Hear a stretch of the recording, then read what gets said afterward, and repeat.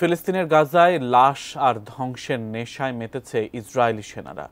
প্রায় ১৬ মাস ধরে চলা অভিযানে ধ্বংসস্তূপে পরিণত করেছে পুরো উপত্যকা। শুধু নিরীহ মানুষ হত্যা করেই ক্ষান্ত হচ্ছে না ইহুদি বাহিনী, একে একে ধ্বংস করছে গাজার সব মসজিদ। ইসরায়েলদের তাণ্ডবে বাদ যাচ্ছে না গাজার কবরস্থানগুলো। বিস্তারিত থাকছে আরিফ হাসানের প্রতিবেদনে।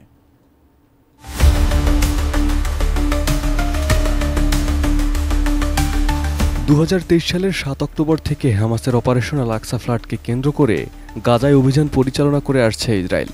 হামাসকে নির্মূলের নামে গাজায় ধ্বংসলীলা চালিয়ে আসছে নেতানিয়াহুর বাহিনী।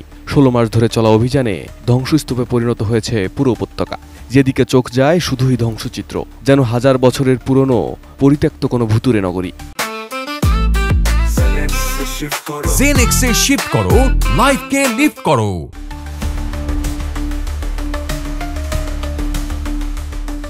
ইসরায়েলি বাহিনীর হামলায় গাজায় লাশের পাল্লা ভারী হচ্ছে প্রতিনিয়ত। ১৬ মাসের ইসরায়েলি বাহিনীর অভিযানে অঞ্চলটিতে নিহতের সংখ্যা ৪৫,৮০০ ছাড়িয়ে গেছে। আহত হয়েছেন ১,০৯,০০০-এরও বেশি ফিলিস্তিনি। ধ্বংসস্তূপের নিচে চাপা পড়ে নিখোঁজ রয়েছেন আরও প্রায় ১০,০০০। যারা মারা গেছেন তাদের ৭০% নিরীহ নারী ও শিশু।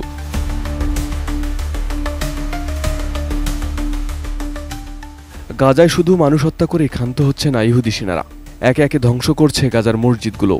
ফিলিস্তিনের ওয়াকফ ও ধর্মীয় বিষয়ক মন্ত্রণালয়ের এক প্রতিবেদনে জানানো হয়েছে, ২০২৪ সালে গাজা উপত্যকায় ইসরায়েলি সেনাদের বিমান হামলায় প্রায় ১,০০০ মসজিদ ধ্বংস হয়েছে। প্রতিবেদন অনুযায়ী গত বছর ইসরায়েলি সেনারা ৯৬৬টি মসজিদ ধ্বংস করেছে এবং ১১৫টি মসজিদ আংশিকভাবে ধ্বংস করা হয়েছে। সেই সাথে ধ্বংস করা হয়েছে ৩টি গির্জাও।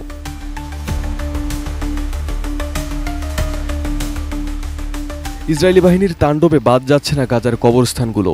এ পর্যন্ত গাজায় ১৯টি কবরস্থান ধ্বংস করেছে তারা।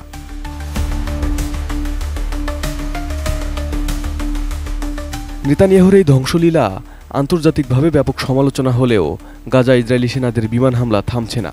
আন্তর্জাতিক অপরাধ আদালত আইসিসি ইসরায়েলি প্রধানমন্ত্রী নেতানিয়াহু এবং তার প্রাক্তন যুদ্ধমন্ত্রী ইয়োভ গ্যালান্টের বিরুদ্ধে যুদ্ধাপরাধ, মানবতার বিরুদ্ধে অপরাধ এবং গাজার জনগণের ওপর দুর্ভিক্ষ চালানোর অভিযোগে গ্রেপ্তারি পরোয়ানা জারি করেছে।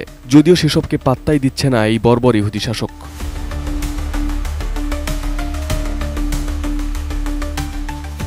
Arif Hasan, ATN news.